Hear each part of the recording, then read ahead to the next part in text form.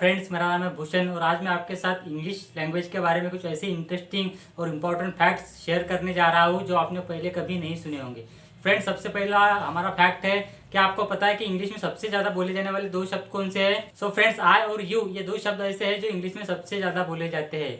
So friends, क्या आपको पता है कि सबसे ज़्यादा बोले जाने वाला एडजेक्टिव इंग्लिश में कौन सा है? गुड मीन्स अच्छा। गुड ऐसा एडजेक्टिव है जो इंग्लिश में सबसे ज़्यादा बोला जाता है। तो दोस्तों, आपने एक शब्द पैनग्राम के बारे में तो सुना ही होगा। पैनग्राम किसी ऐसे सेंटेंस को बोला जाता है जिसमें कि इंग्लिश के सभी मतलब 26 के 26 जो अल्फाबेट्स है वो शामिल होते हैं।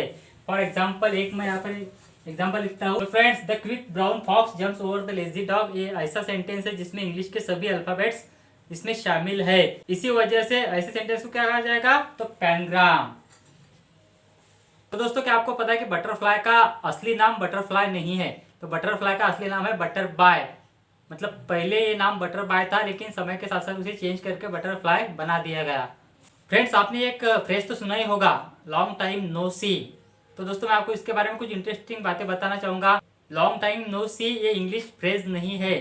तो ये फ्रेज किसी चाइनीज फ्रेज से जैसी की तैसी लिटरली ट्रांसलेट की गई है। इस वजह से फ्रेंड्स, ये इंग्लिश में इस्तेमाल की जाती है, लेकिन ये ग्रामेटिकली भी करेक्ट नहीं है। तो ग्रामेटिकली रॉन्ग है। Long time no see is not grammatically correct.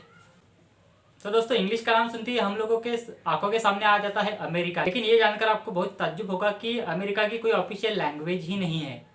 America doesn't have any official language. दोस्तों, वैसे तो इंग्लिश में एक वर्ड के बहुत सारे मीनिंग्स होते हैं, लेकिन क्या आपको पता है कि इंग्लिश में ऐसा कौन सा वर्ड है जिसके सबसे ज्यादा मीनिंग्स है, मतलब सबसे ज्यादा डिफिनेशंस है? तो फ्रेंड्स, वो वर्ड है सेट, SET। ऑक्सफोर्ड डिक्शनरी में सेट के 400 से ज्यादा मीनिंग दिए गए हैं। तो फ्रेंड्स, क्या आप जानते हैं कि गुड बाय वर्ड कैसे बना? तो गुड बाय वर्ड बना गॉड बी विथ यू से।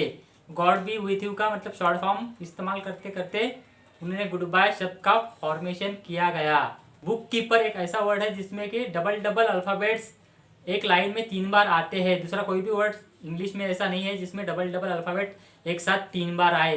दोस्तों, क्या आप लोगों को पता है कि एंग्री और हंग्री ऐसे इंग्लिश में केवल 2 ही वर्ड है जिनके आखिर में GRY आता है। बाकी कोई भी ऐसा वर्ड नहीं है जिनके आखिर में GRY आता है। दोस्तों, क्या आपको पता है कि कॉपीराइटेबल एक ऐसा वर्ड है जो कि इंग्लिश का सबसे लंबा वाला वर्ड है जिसमें कि कोई भी अल्फाबेट डबल इस्तेमाल नहीं किया गया। फ्रेंड्स, इंग्लिश लैंग्वेज में अब 2 वर्ड मिला के एक तीसरा वर्ड बना देने का एक चलन जारी हुआ है। For example, motel, brunch. तो फ्रेंड्स, मोटर कार और होटल को मिला के बना दिया मोटेल, और ब्रेकफास्ट और लंच को मतलब संक्षिप्त लिख के बना दिया ब्रंच। वैसे ही गेस्ट प्लस एस्टिमेट को बना दिया गेस्टिमेट। तो फ्रेंड्स, इन सब वर्ड्स को कहा जाता है ब्लेंड। तो आपको ध्यान में रखना है कि ऐसे जो भी वर्ड्स है इंग्लिश में जो 2 अलग अलग शब्दों को तोड़ मरोड़ के और उसको संक्षेप करके बनाए जाते हैं, एक तीसरा वर्ड फॉर्म किया जाता है, उन्हें कहा जाता है ब्लेंड। सो फ्रेंड्स, क्या आप लोगों को पता है कि हम लोग आई और जे स्मॉल लिपि में अगर लिखे तो आई और जे के ऊपर हम लोगों को एक डॉट लगाना पड़ता है। तो उस डॉट को क्या बोलते हैं आपको पता है? तो उस डॉट को बोलते हैं सुपरस्क्रिप्ट डॉट या फिर टाइटल। फ्रेंड्स, क्या आपको पता है कि अल्फाबेट कहाँ से आया है? मतलब अल्फाबेट ये जो वर्ड है ये कहाँ से आया है?